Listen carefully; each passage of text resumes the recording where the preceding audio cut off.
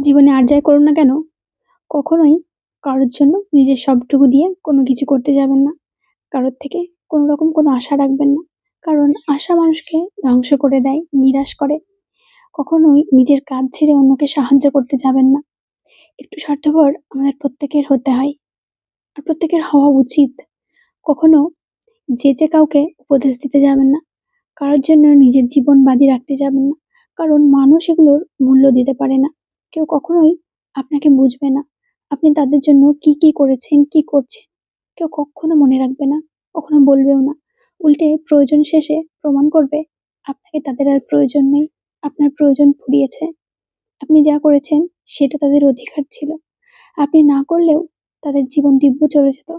সবশেষে আপনার অবস্থান হবে সবার শেষে। আপনাকে কেউ মূল্য দেবে না। আপনার দিকে কেউ ফিরেও তাকাবে না।